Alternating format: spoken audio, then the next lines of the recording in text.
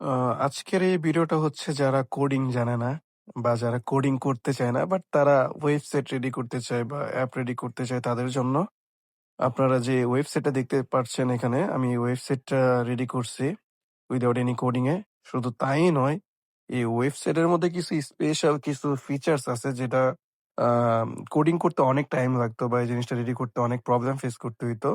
But আপনারা যদি চান এই ফিচারগুলো এড করতে পারবেন। যেমন আপনি যে এখানে যে ইন্টারফেসটা দেখতে পারতেছেন, অ্যাডমিন প্যানেল থেকে আপনি সবকিছুই এডিট করতে পারবেন। কিভাবে এডিট করবেন দেখেন। এখানে আমি যতগুলো কম্পোনেন্ট এড করছি বা যতগুলো ফিচারস এড করছি, এটার একটা লিস্ট থাকবে। যেমন এটা হচ্ছে আমার উপরে যে হেডার আছে, হেডারের এখানে লোগো প্লাস কোম্পানির নাম সবকিছুই। আর এখানে হচ্ছে আমার যত ফিচারস আমি এড করছি হিরো সেকশনে, এখান থেকে আমি চাইলে আমি এড করতে পারবো, চাইলে আমি রিমুভ করতে পারবো। এই জায়গা থেকে যদি আমি চাই সবকিছু এডিট করতে পারবো। আমি একটা এক্সাম্পল দেখাবো আপনাদেরকে।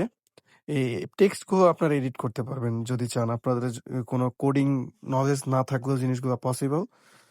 কোডিং করে যদি চেঞ্জ করতে চান অনেক টাইমের ব্যাপার হয়, অনেক টাইম প্রয়োজন হয়। বাট আপনি যদি এখান থেকে চেঞ্জ করেন আপনার কোনো কিছুই লাগবে না।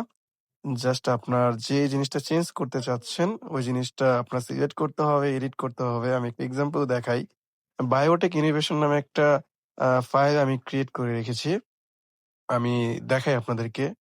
একটু নিচে স্ক্রল করে আমি এই যে এই বায়োটেক ইনোভেশন এর মধ্যে কোনো কিছু নাই। কোনো পিকচার বা কোনো কিছু এড করা নাই। আমরা এখন একটা পিকচার এড করব। এক্সাম্পল হিসাবে আমরা এই জাস্ট এই পিকচারটাই আমি জাস্ট সিলেক্ট করলাম। আর এখানে নামটা আমি চেঞ্জ করলাম যাতে আপনারা লাইভে দেখতে পারেন চেঞ্জ হচ্ছে কি হচ্ছে না। তো এখানে আমি 0 এড করব যাতে 0, 0, 0 যাতে এই জিনিসটা এড হয় আর আপনারা দেখতে পারেন কিভাবে চেঞ্জ হচ্ছে কি হচ্ছে না। তো এটা নরমালি জাস্ট সেভ করব। সেভ করার পর যেই জায়গার মধ্যে এই জিনিসটা আ এড করা হয়েছিল আমরা ওই ফিচারের মধ্যে ঢুকবো। আর নিচে স্ক্রল করে আপনারা দেখতে পারতেছেন যে বায়োটেক যে ইনোভেশন আছে এটার মধ্যে পিকচারটা এড হয়ে গেছে প্লাস নেমটাও চেঞ্জ হয়ে গেছে। তো আপনি যদি চান আপনার ওয়েবসাইটের UI UX আর যত কিছু আছে পিকচার থেকে শুরু করে সবকিছু আপনি নিজে এড করবেন তাও করতে পারবেন। এটা পুরাটা কাস্টমাইজেবল। আপনি কাস্টমাইজ করে এড করতে পারবেন।